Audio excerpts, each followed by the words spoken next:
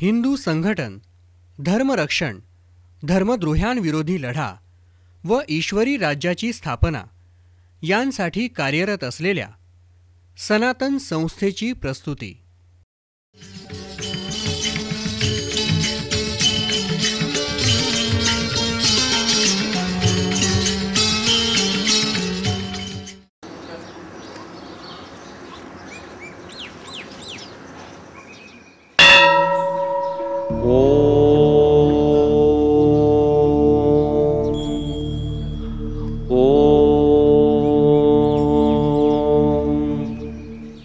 फाल्गुनी पौर्णिमेच्या सायंकाळी गावातील देवळासमोर किंवा सोयीच्या ठिकाणी होळी पेटवायची असते. बहुधा गावाच्या ग्रामदेवतेसमोर होळी उभी केली जाते. होळी उभी करताना मध्ये एरंड, माड, पोफळी अथवा ऊस उभा करतात. त्याच्या भोवती गोवऱ्या व लाकडे रचतात.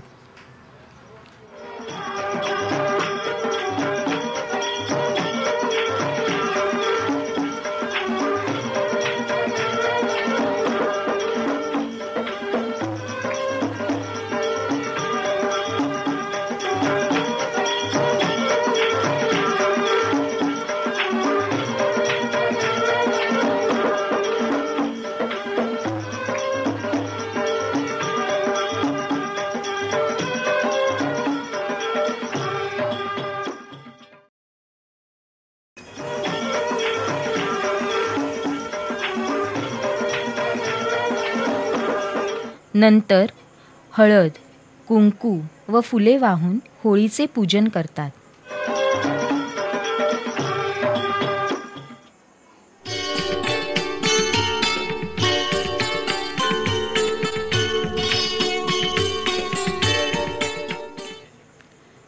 तिला पुरणपोळीचा नैवेद्य दाखवतात.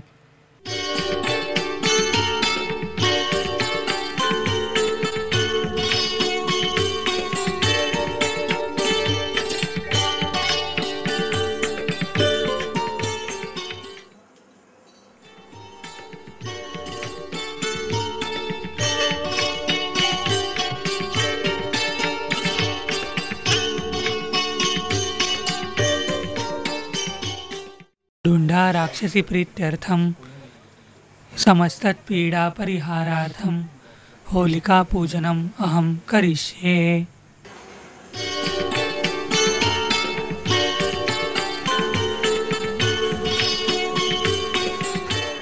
मग होलिकायै नमः हा मंत्र म्हणून होळी पेटवतो.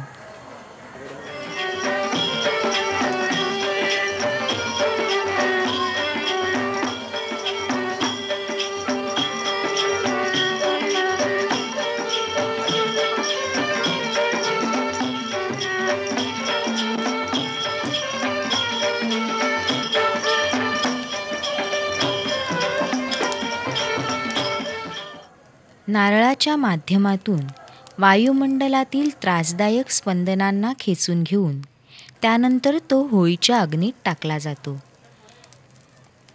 यामुळे नारळात संक्रमित झालेली त्रासदायक स्पंदने होळीतील तेजोमय शक्तीच्या सहाय्याने नष्ट होण्यास मदत होऊन वायुमंडलाची शुद्धी होते.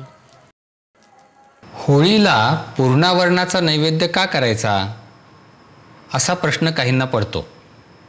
त्याचं उत्तर असं आहे की पूर्णावरणाच्या नैवेद्यात वापरलेले घटक हे तेजोमय लहरी आकृष्ट करतात. होळी देवतेला अशा प्रकारचा नैवेद्य अर्पण केल्यामुळे या तेजोमय लहरी व्यक्तीला प्राप्त होतात. या तेजोमय लहरी मनुष्याला प्राप्त झाल्यामुळे त्याची सूर्यनाडी कार्यरत होते आणि कार्यरत सूर्यनाडी ती व्यक्ती करत असलेल्या कार्याला बळ देते. म्हणून होळीच्या दिवशी पूर्णावरणाचा नैवेद्य करतात. होळीला प्रार्थनाही करतात. तर ही प्रार्थना कशी करायची आणि कशासाठी करायची हे आता आपण पाहूया एका दृश्यफितीमध्ये. इंद्र, ब्रह्मदेव, शंकर यांनी तुला वंदन केले आहे. अशा हे देवी, तू आमचे रक्षण करून आम्हाला ऐश्वर्य दे. होळीच्या दिवशी करायची विशेष कृती म्हणजे होळी पेटवल्यावर त्या होळीला प्रदक्षिणा घालतात आणि पालथ्या हाताने शंखध्वनी करतात. शंखध्वनी करायचा म्हणजे बोंब मारायची. मनातील दुष्ट प्रवृत्ती शांत होण्याकरता हा विधी आहे.